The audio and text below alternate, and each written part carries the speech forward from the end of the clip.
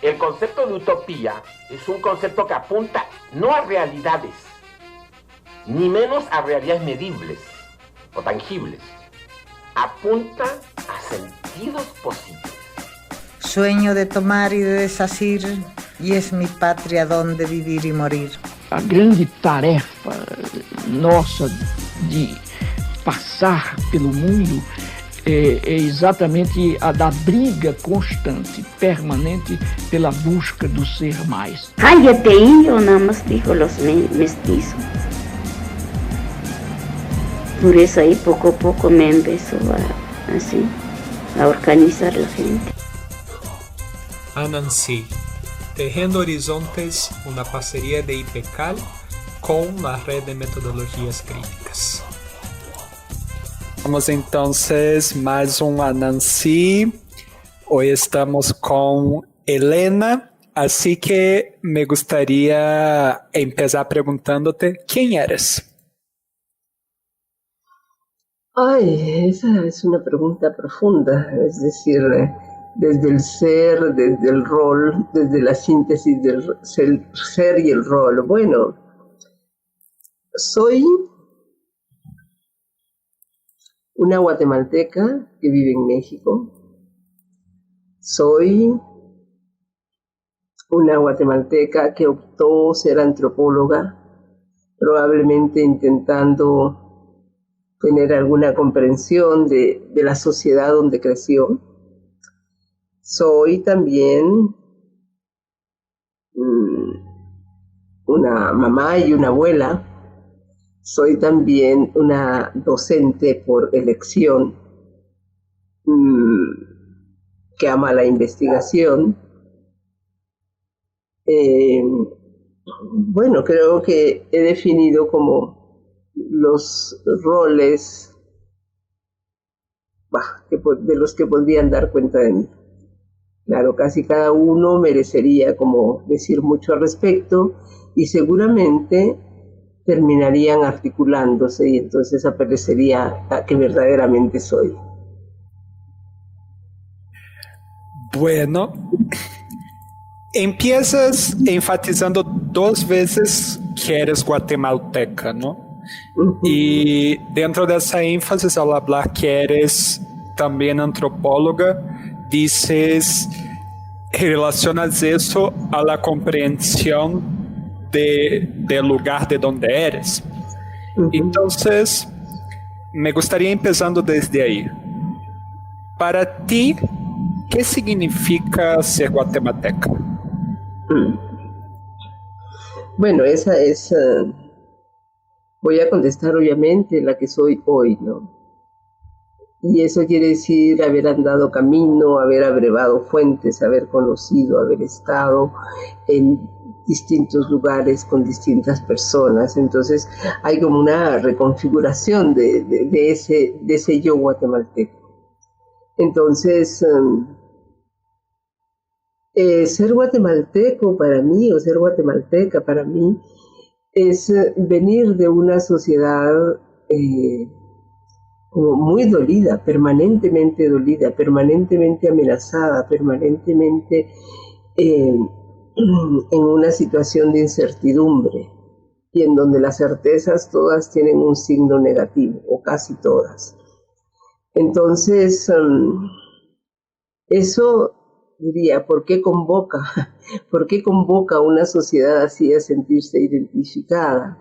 Bueno, porque quizás hay una dimensión que es afectiva, una dimensión que también tiene que ver con una dimensión política, en donde no se puede dejar atrás eso, no se puede ser indiferente. Digamos que Guatemala y sus dolores y sus amores son presencia en mi vida, ¿no?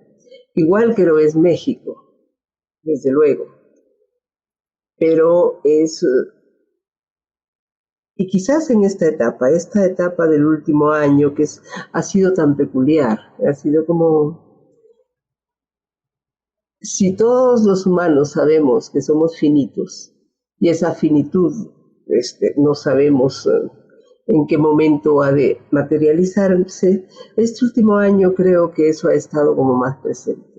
Entonces, de una manera extraña, digo yo, porque creo que no lo he analizado suficientemente, tengo como añoranzas por Guatemala. En circunstancia, eso es una dimensión subjetiva, amorosa, de no sé qué orden. Entonces, creo que es un vínculo afectivo, pero articulado con una dimensión política, lo que hace que me defina y me siga definiendo como guatemalteca.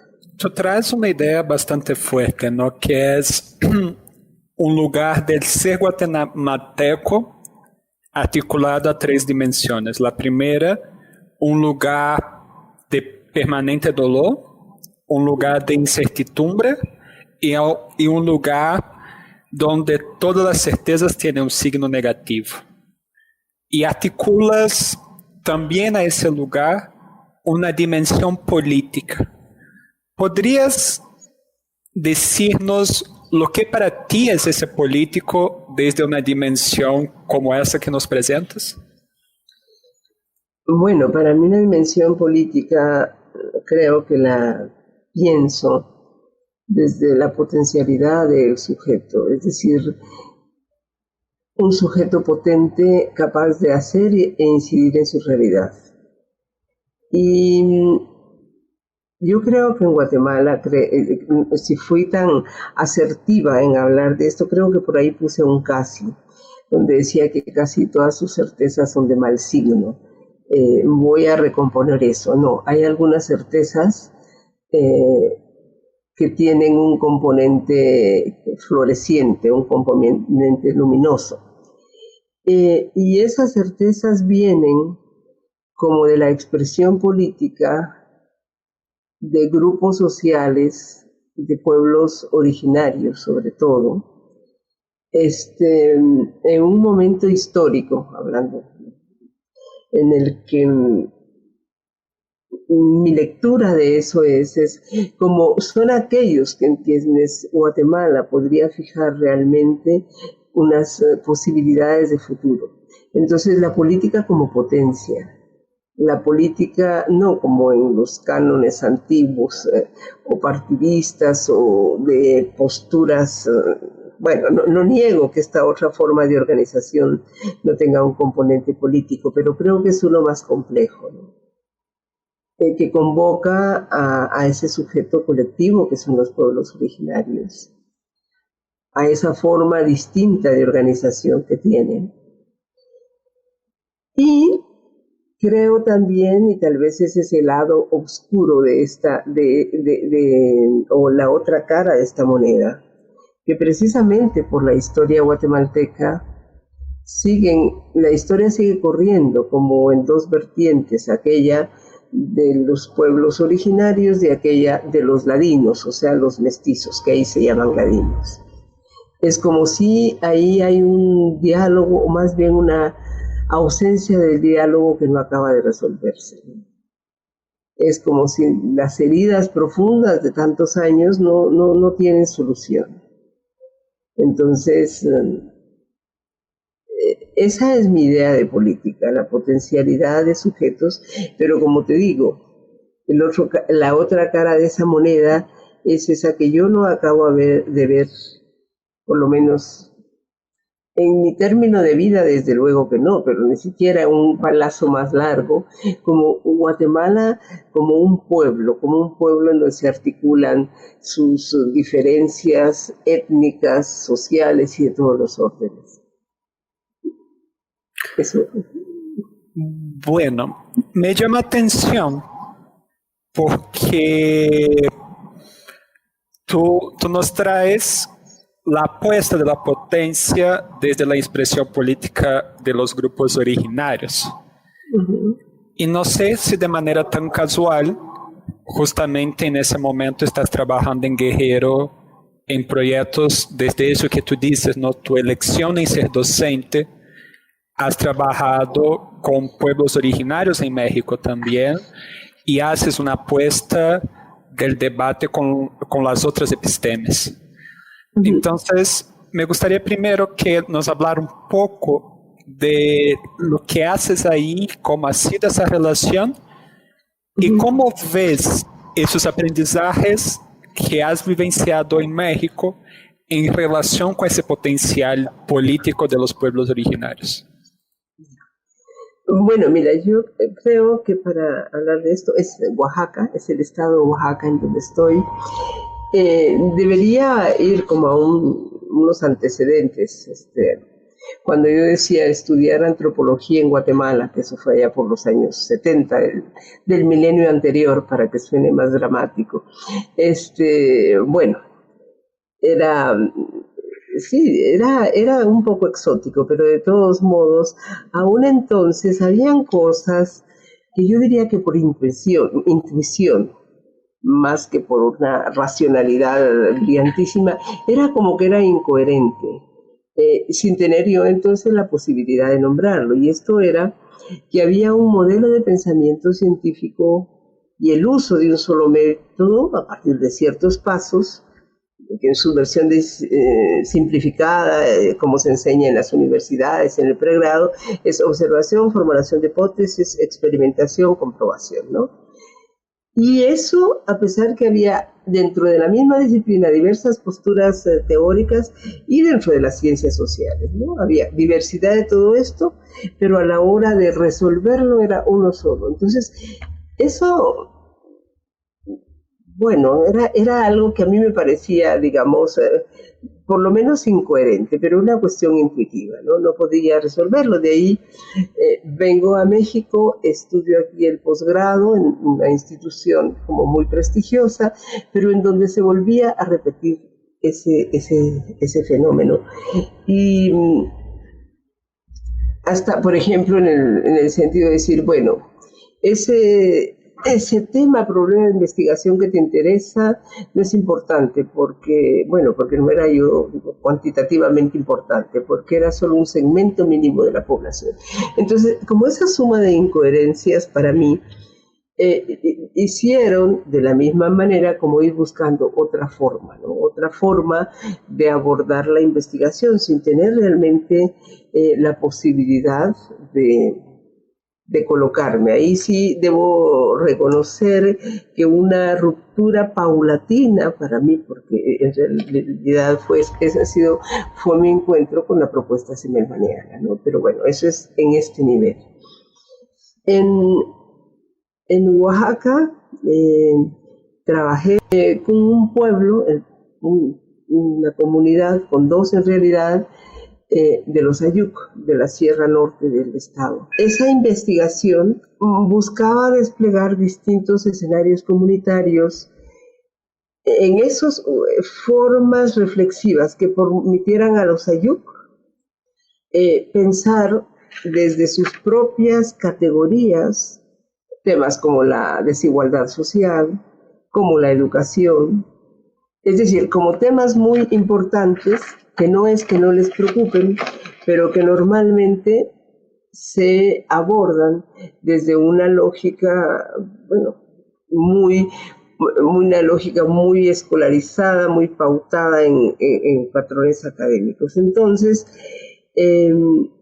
empecé a pensar cómo hacerlo, ¿no? Cómo pensar y cómo recuperar la complejidad de un pueblo u otro cuyo idioma no hablo, y cómo trabajar con ellos para que eso que fuera generándose fuera su propio proceso de pensamiento. En este sentido, creo que me ayudó mucho como lógica de razonamiento una categoría simelmaniana, que es la de totalidad, ¿no? Es decir, cómo recuperar esa complejidad sin caer en los ejes habituales de las investigaciones sociales, ¿no? Cómo incorporar a esa búsqueda de construcción de conocimiento dimensiones no tradicionales. Por ejemplo, una de ellas, que creo que hablamos contigo alguna vez, es lo que podría llamarse la espiritualidad, que forma parte del discurso y la práctica cotidiana de estos pueblos, ¿no? Entonces, eso fue lo que me planteé con un grupo que generosamente hicimos este trabajo durante varios meses, eran ellos mismos en discusiones en su propia lengua, esa era la condición, formular una pregunta, pero que ellos la recrearan en sus propios términos, en su propia lengua. Y a mí al final solo les pedía que me dieran ahí sí como las palabras clave de su discusión, para poder, digamos, ir tejiendo para la próxima reunión. Esto fue como muy importante, realmente fue importante, porque, bueno, en primer lugar, este enfoque rompe un enfoque de una tradición científica positivista, en donde la información es susceptible de recopilarse por un profesional, ¿no? En donde los pueblos son informantes, en donde el investigador tiene que ser ajeno a esa cultura, la que sea, para no perder la dimensión de la objetividad. Y entonces cuando empieza, digamos, a emerger estas referentes conceptuales o categorías desde los propios sujetos, también hay una exigencia de recolocación de quien investiga, ¿no?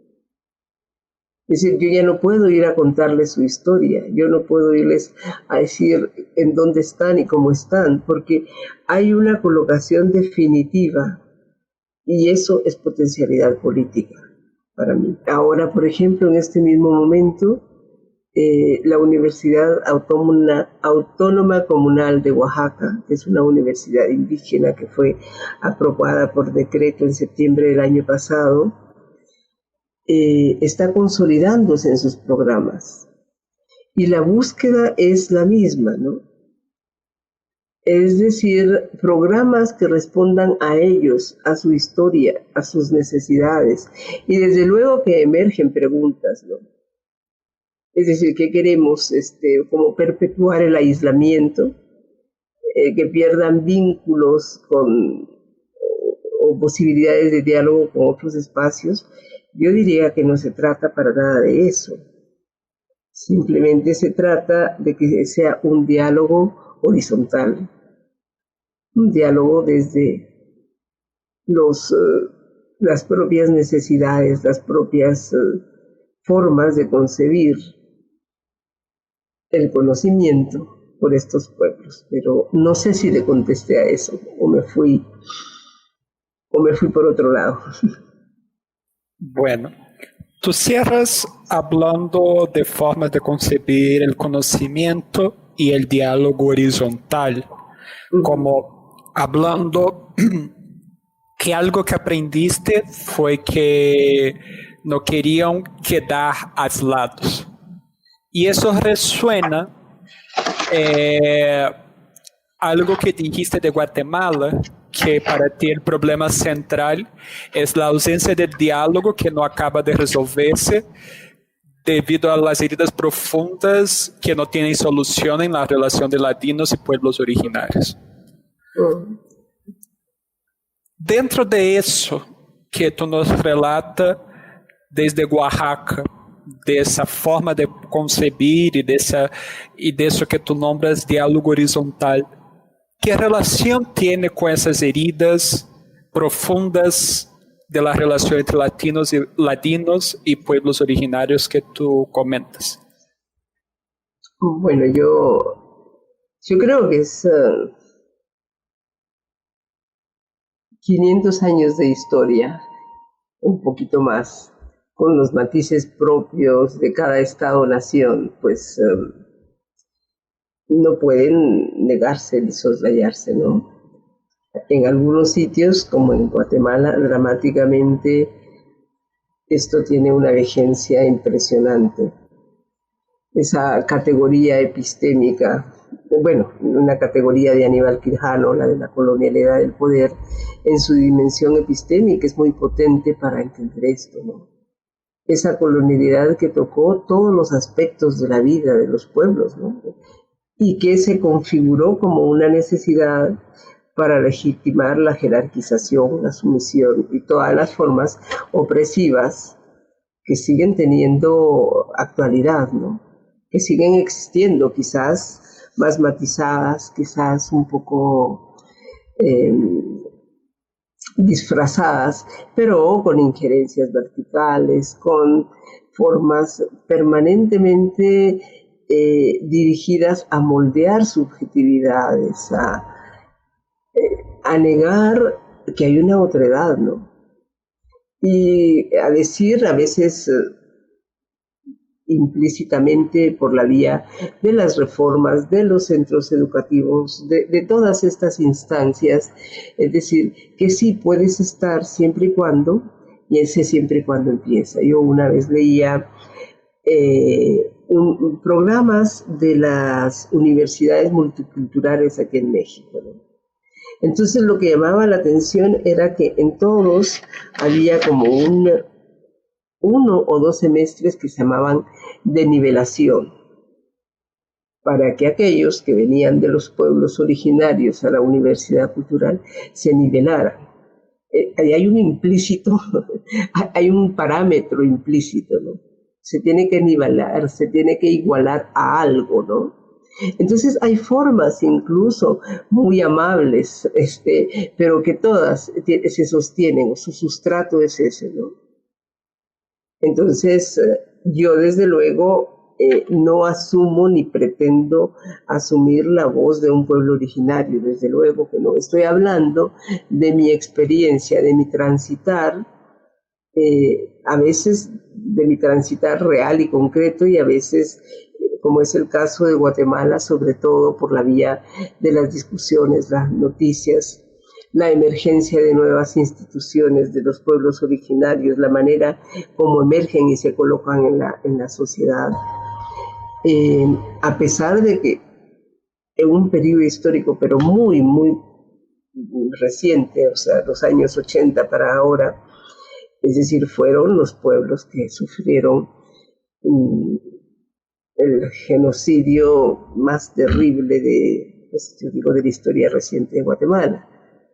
Entonces yo creo que se explica y se entiende, o se puede entender muy bien, como esa separación, ¿no? O porque cada acercamiento que hay que ser cauteloso, hay que estar viendo qué hay detrás de eso, ¿no? Es como si la historia ha enseñado a estos pueblos a que la confianza no es una de las características en la relación con esos otros, ¿no? E aí queria tomar porque quando hablas del paso a la universidad, de la relación con la universidad primera, tú traes el concepto de intuición, ¿no? Y que tú decías que tenía una intuición de que algo era incoherente, y después relata novamente la percepción de sumas de incoherencias. Incoherências que surgem agora, por exemplo, na noção de la universidade multicultural. Então, me gostaria que hablaras, en el marco de todo eso que estás diciendo, de una historicidad de esa división, de los desafíos que se presentan en la dimensión política, de los desafíos de esa singularidad de cada concepto de estados. ¿Qué lugar ocupa la intuición para defrontarse con las incoherencias que, como dijiste ahora, para citar el ejemplo de la Universidad Multicultural, de las incoherencias que provocan ciertos parámetros o ciertos supuestos, ¿no? Bueno, yo creo que la intuición quizás está un poco desacreditada, como aquellos elementos que hacen a la posibilidad de conocimiento, ¿no? Pero creo que la intuición es algo que permite, ¿no? Que permite acercarte o abordar algo respecto de lo que quizás no tengas certezas, pero puedes aproximarte con una mirada de apertura o una postura interrogante, como para saber qué sucede ahí, ¿no? De otra manera, aceptas o aceptarías lo dado como lo que es. desde un lugar, digamos, donde no tiene certezas, porque creo que también esa sería otra característica, no tiene certezas, pero tienes, me late, intuyo, esa otra forma, ¿no? Esa otra forma que sí coadyuva a colocarse de manera distinta y por lo tanto a tener una mayor apertura hacia lo dado, así lo dado sea la teoría, los planes universitarios, la vida cotidiana, es decir, no importa qué, ¿no? Es la única manera, me parece a mí, como puedes caminar un poco. Cuando no tienes, porque si no sería tanto como intentar entablar un diálogo, un cuestionamiento desde otra postura teórica. Entonces, una intuición que, también habrían como algunas, no sé si decir condiciones, pero es decir, también una necesidad de conocer, una necesidad de poder ver aquello que no se ve. Es decir, hay como ciertas cuestiones que, como tú ves, no se remiten, o por lo menos no las estoy enunciando en un lenguaje muy académico, o por lo menos no que circule dentro de la lógica académica tradicional. Entonces, ese es el lugar que yo le pondría ahí a esto, a la intuición. Bueno, tú dijiste que percibe unas ciertas condiciones para la intuición. ¿Podrías hablar un poco más de eso? Bueno, decía tal vez, dije el deseo de conocer, pero tal vez podría decir la necesidad de conocer. Es decir, conocer algo que no se abre ante ti en una primera instancia, porque quizás no estás colocado en el mejor sitio para acercarte. La necesidad que surge, como yo digo en el caso de mi vinculación con las ciencias sociales, una realidad que es cotidiana, con la que coexistes, pero que no acabas de entenderla, ¿no? Y que finalmente los referentes teóricos que existen y todo lo que uno empieza a conocer cuando empieza a ir a la universidad, por ejemplo, a hablar de eso, están como muy empaquetados, son como paquetes enteros, o sea, o lo usa todo o no lo usa. Entonces, ahí es donde empezaba como esa suerte de sensación de incoherencia. Pero ¿qué pasa si yo quiero ver más allá? Pero no como una necesidad, yo diría que incluso una necesidad existencial.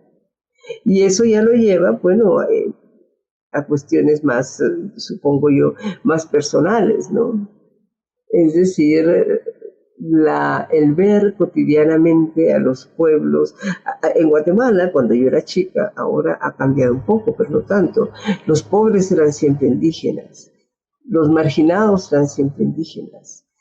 Hubo un terremoto y claro, fueron esas comunidades las que aportaron. En la guerra era lo mismo, es decir, siempre fueron los mismos.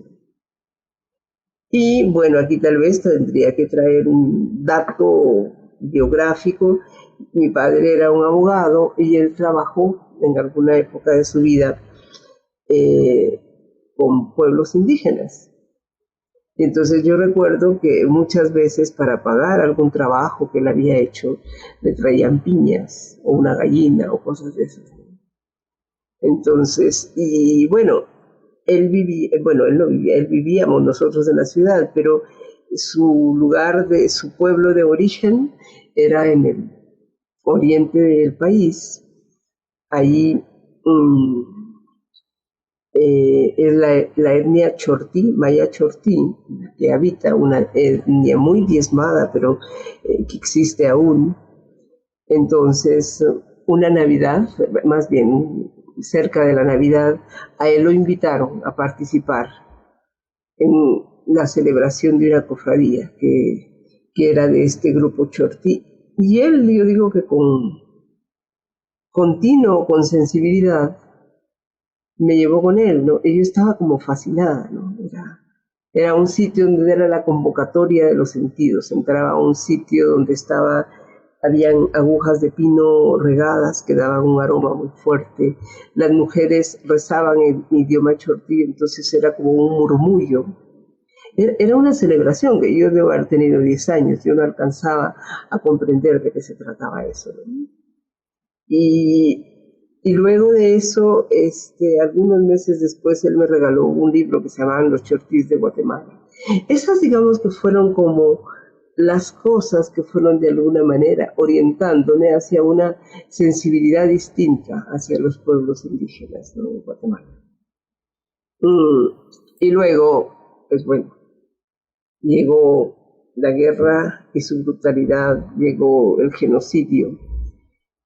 Y en un momento de esa historia yo empecé a trabajar como traductora para periodistas, sobre todo nórdicos. Y entonces eso supuso que yo visitara y viera lugares que normalmente un guatemalteco medio urbano no vería. Entonces fue como si esa realidad que no conocía, que también me parecía doloroso ver que siempre eran los más dolidos, los más excluidos, los más todo, de pronto tenía una dimensión distinta, una realidad brutal en donde las que se llamaron las vías modelo, las que fueron formas de sacar a las personas de sus hogares para llevarlas y recluirlas en unos espacios controlados por el ejército, en donde no podían moverse, y si salían a hacer tareas agrícolas se les medía el tiempo, el número de tortillas que llevaban, todo. Es decir, todo eso para mí fue como una develación total, ¿no? Es decir, en todos sus sentidos, en todos sus detalles, de la injusticia y el terror que vivían esos pueblos. Ayer todavía, o hace 2 días, estaba leyendo el testimonio de personas que fueron estos que se fueron a vivir a la montaña. Es decir, era brutal, ¿no? Era brutal, y eso se empezó a saber hace 10 años, hace 15 años, ¿no? Entonces, digamos, mi deseo de conocer, de hacer, o tal vez de pensar que deberían haber formas más justas de relacionarse con estos pueblos, creo que eso, ahí es donde articulo esta actual investigación, que es un acompañamiento en la investigación. Creo que esos son los orígenes. Académicos en un momento, pero luego después transitados desde mi vivencia como un ser social, que en un momento la realidad me atrapó, y era una realidad brutal, pero frente a la cual no es opción, eso lo afirmo el día de hoy, doblegarse. Siempre habrá un lugar desde donde puedas colocarte. Me llama atención una cosa cuando pones el rescate de esa historia desde tu papá, porque justamente relatas que como problema fundante la ausencia de diálogo entre los ladinos y los pueblos originarios. Y reconoces a tu papá primero y después a ti misma como una persona de esas ciudades que se depara y establece una relación desde lo que tú llamas de sensibilidad con esas comunidades, y que básicamente se propone ese encuentro que ha sido una de las marcas de la del problema de fondo de la sociedad guatemalteca desde otro lugar, desde primero la experiencia de tu papá, después de tu experiencia. Y ahí traes nociones como, por ejemplo, cuando hablas de la intuición, traes la intuición asociada con el acercamiento. Entonces, desde esas cuestiones que tú estás trayendo de su biografía, de su construcción como sujeita investigadora, desde la relación que desde tu papá, ¿cuál crees que es el lugar de ese ladino, de esa persona que no es del pueblo originario, ante ese problema? Bueno, yo creo que históricamente, en la actualidad, es decir, la identidad conformada por quien no es indígena o no se considera indígena, porque esa es otra cuestión, ¿no? Es decir, es de marcar distancia. Es decir, no el color de la piel, acabo de leer una categoría, la pigmentocracia, en Guatemala, bueno, es algo serio, ¿no? Y borrar desde los ladinos todo dato, todo referente que pudiera involucrarlos o hacerlos parecer indígenas. O sea, el día de hoy es gentes pero que te dicen, no, es que mi abuelito era español, ¿no? Es decir, invocando como unas supuestas purezas de sangre, es decir, en el tercer milenio, en la segunda década, en la tercera década del tercer milenio, invocando eso, ¿no? Y eso es real. Y además es una sociedad profundamente clasista. Eso no quiere decir que no hayan habido personas y que no haya habido un movimiento que conmovió a muchas personas y que pudo mover, digamos, enormes segmentos de la sociedad guatemalteca para recolocarse, pero eso no es lo usual, digamos. Ser ladino en Guatemala es como, o ser reconocido o autodesignarse ladino es parte como de una clase social, no, creo que más que eso, ¿no? De una casta, ¿no? Entonces, y eso sigue vigente en Guatemala, ¿no? Yo diré tristemente vigente. Claro que yo creo que en la actualidad los pueblos originarios, ahí, como decía al inicio, es decir, se han ido consolidando en otras fortalezas, en otras formas de expresarse. Entonces, pero de todos modos, ¿no? Es decir, una descalificación de alguien puede empezar por su color de piel, por el apellido, pero hay como toda una reivindicación desde los pueblos originarios, ¿no? Y están emergiendo figuras muy importantes, o sea, que tal vez quienes se han movido muy poco en la historia reciente son los ladinos, y que los pueblos originarios sí tienen una postura distinta, ¿no? Una postura distinta en donde se han erguido de una manera admirable para mí, en una manera que a mí me conmueve, de verdad, pues me conmueve en el buen sentido, ¿no? Es decir, poder ser todo lo que pueden ser desde la adversidad, ¿no? Desde la adversidad permanente, ¿no? Entonces...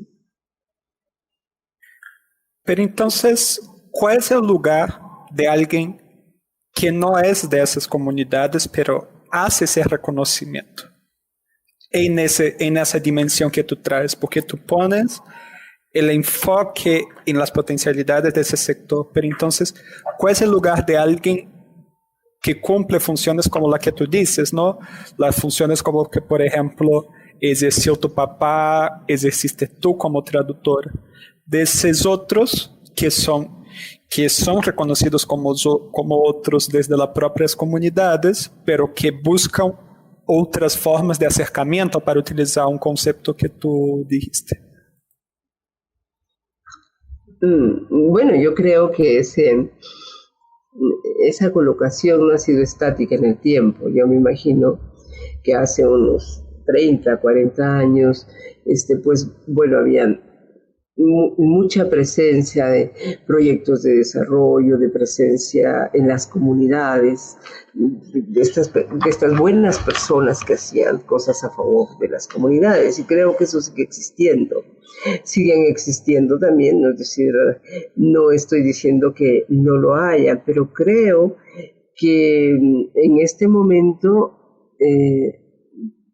hay, como digamos, la vinculación es distinta. Es decir, muchos de aquellos roles que podrían haber ejercido antes los ladinos, ahora, es decir, los pueblos originarios tienen sus propios personajes, tienen sus propios profesionales, es decir, no sé decir que hay un desplazamiento, ¿no? Bueno, en el momento actual yo conozco más México en este sentido que Guatemala. Conozco más y estoy más vinculada a pueblos originarios en México que en Guatemala. Como decía al inicio, digamos, yo a Guatemala la sigo de cerca, la sigo por las noticias, la sigo por eventos que hay y, digamos, mi apreciación, es decir, se formula desde esa forma de acercamiento, ¿no? Pero entonces, más allá de ese lugar tradicionalista y conservador, de intentar sentirse como el heredero de los españoles o como eso, ¿qué queda a los ladinos en un proyecto de futuro? Mira,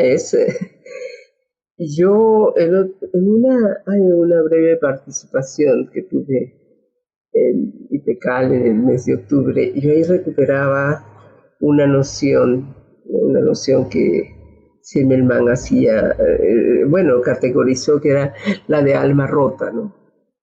Alma rota, así dicha, puede sonar a bolero, pero categorizada para dar cuenta de los sujetos y de cómo, es decir, desde el poder pueden ser reducidos a sujetos mínimos, con daños irreparables o siquiera con la capacidad de verse.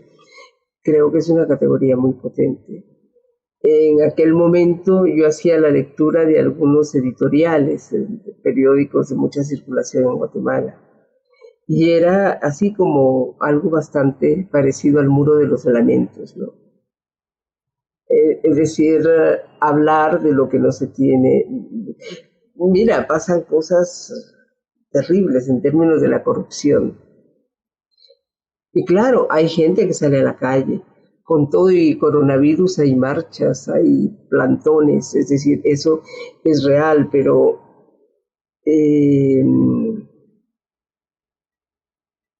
es como si no llegara a consolidarse en una fuerza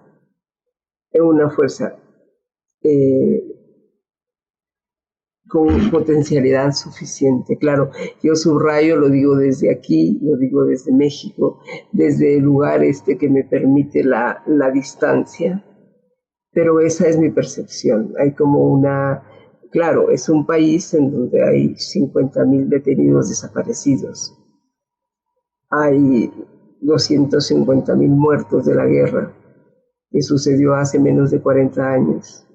Entonces eso también hay que incorporarlo al análisis, ¿no? Es decir, esas almas rotas probablemente tengan que llorar hijos, hermanos, padres, desaparecidos. Entonces, no sé, tal vez tenga que pasar otros tiempos históricos para que se puedan recomponer, ¿no? Como sociedad hablo.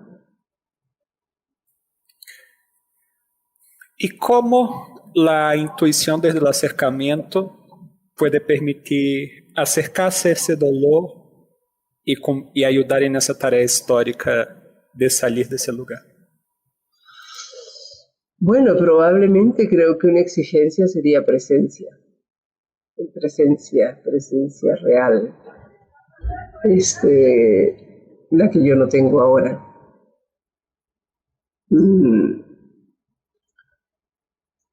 Creo que otras formas de acercamiento y todo eso,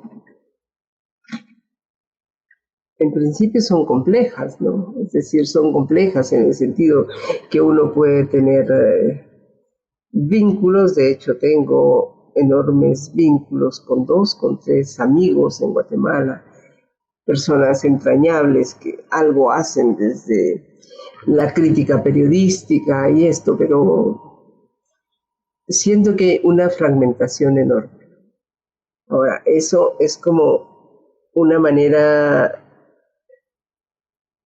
pues no sé, tal vez de desánimo que contradeciría lo que dije hace un rato, que no doblegarse. Yo creo que es no doblegarse frente a la amenaza, que no es una amenaza del poder y su aniquilación de lo humano, y que hay muchos lugares donde uno puede, digamos, hacerlo. En este momento, mi lugar es México, aquí en el sur de México. Y yo digo de broma que ya voy llegando a Guatemala porque viví muchos años en la Ciudad de México y ahora el lugar donde me vivo es exactamente la mitad de camino hacia Guatemala. Entonces, el problema es que me quedo como 30 años en cada lugar, entonces no sé si alcance a llegar a Guatemala. Pero bueno, ahí traes algo bonito, ¿no? Que es este sin lugar de la mitad del camino. Entonces, en esta mitad del camino, ¿qué he aprendido? Bueno, he aprendido que el dolor es inevitable, que la tristeza es inevitable, pero no es un lugar para quedarse para siempre. No es muy hospitalario, que puede uno reconocerla y estar ahí para entonces recolocarse en otro lugar donde pueda haber medios para sanar ese dolor y esa tristeza. Que estar con otros es siempre una vía para hacerlo, estar con otros con un sentido. Que las formas de colocarse desde la potencia hasta donde sea posible no tienen una geografía específica. Y que siempre van a haber añoranzas, desde luego, pero que eso no puede constituir un argumento, una razón para dejar de hacer lo que se puede hacer donde uno está, cuando está. Y bueno, para que vayamos cerrando, ¿y cuáles son tus sueños? Mis sueños. Sí. Vincularme más a la naturaleza, a la tierra. Es un sueño como casi posible de acceder en cualquier momento, pero lo he tenido hace mucho tiempo y no lo hago. Ese es uno pequeñito, pero que empieza también por recuperar una parte probablemente olvidada, ¿no? O sea, de hacer cosas con las manos. Y eso me liga a otro sueño que es mayor, que es, no sé, un planeta más decente para todos.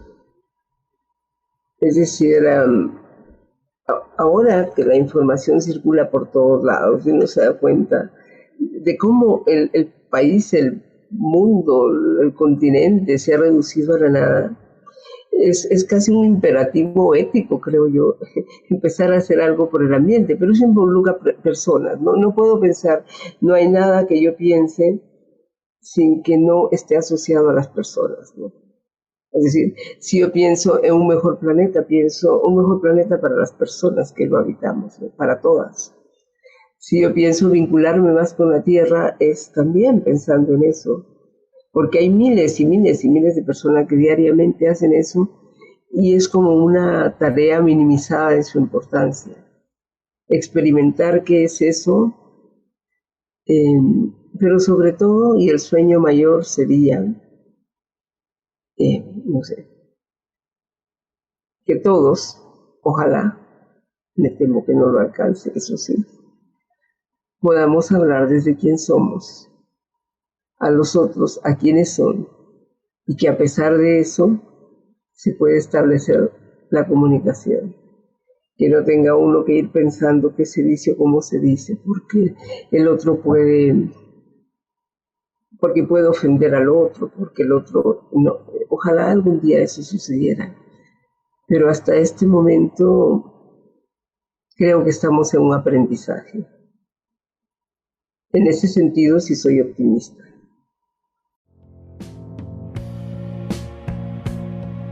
Nancy es un proyecto sembrado desde IPECAL, Instituto de Pensamiento y Cultura en América Latina.